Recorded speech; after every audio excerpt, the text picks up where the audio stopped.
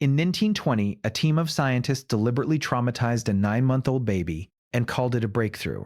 His name was Albert, and what they did to him was never reversed.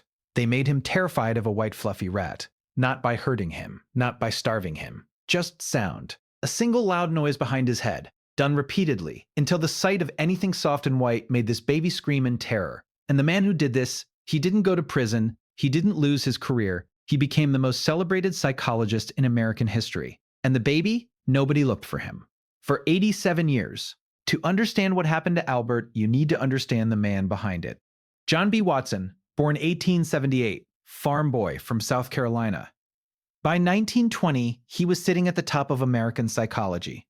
Powerful, respected, celebrated. But Watson believed something that nobody else dared to say out loud. He believed that humans are not born with personality, not born with fears, not born with emotions. He believed every single thing about you, everything you feel, everything you fear, everything you love, was installed, programmed into you by your environment. He called it behaviorism.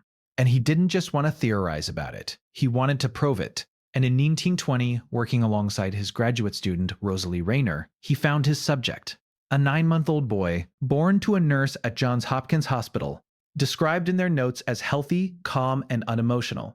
They called him Little Albert. He was the perfect canvas. And Watson was about to pick up his brush. Week 1, Albert is now 11 months old. They place the white rat in front of him again. He reaches for it smiling, and then clang! Behind Albert's head, Watson's assistant strikes a steel bar with a hammer. The sound is deafening. Albert freezes. His face crumbles. He doesn't cry yet, just pure shock. They let him settle, then they bring the rat back. He reaches again, clang. This time tears. He pulls back and starts to cry. They do it 7 times in that first session. 7 times, 1 week later, they bring the rat back.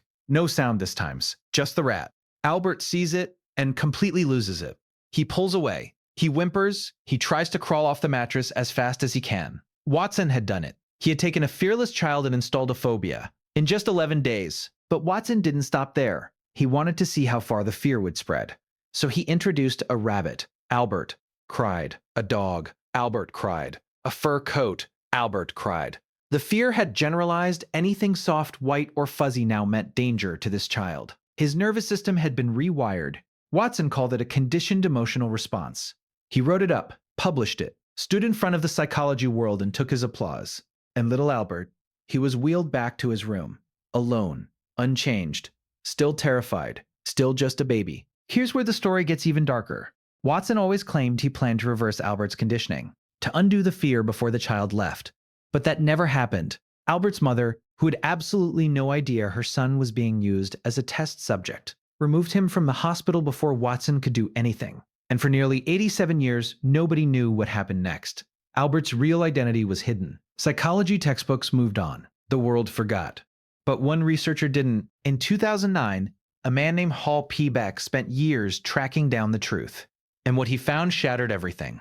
Little Albert's real name was Douglas Merritt. And here's the thing that will make your blood run cold. Douglas was not the healthy, normal, unemotional child Watson described in his notes. Douglas had a neurological condition, likely hydrocephalus, fluid pressing on his brain, present since birth. Watson almost certainly knew. The hospital records were right there. But a child with neurological damage made for a more vulnerable test subject. Easier to condition, less likely to resist. Watson used him anyway. Douglas Merritt died at age 6, from that same condition. He never knew he was famous. His mother never knew what had been done to her son. So what do we do with all of this? Because here's the uncomfortable truth. Watson's core finding holds up. Fear can be conditioned, emotions can be learned. Your brain is shaped by your experiences in ways you don't even realize. That fear of public speaking, maybe someone laughed at you when you were 7. That anxiety in silence, maybe silence meant something bad was coming when you were growing up. Your brain connected them to something painful long before you had the words to explain it. You are not broken, you are conditioned. Just like Albert. John Watson once wrote, "Give me a dozen healthy infants, and I'll guarantee to take anyone at random and train him to become any type of specialist I choose. Doctor, lawyer, artist, criminal, regardless of talent, regardless of ancestry." He believed human beings were infinitely shapeable. And he was right. He used that truth to break a child who had no voice, no choice, and no way to fight back. Psychology remembers John Watson as a pioneer. But Douglas Merritt was a real boy. with a mother who loved him, with 6 short years on this earth, and he spent some of those years afraid of soft, warm, fluffy things, because a man with a hammer stood behind his head and taught him to be.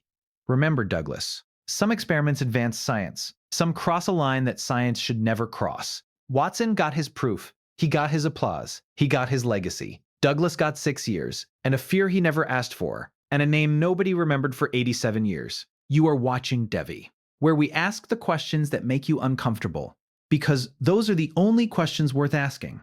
Subscribe. And remember Douglas Merritt,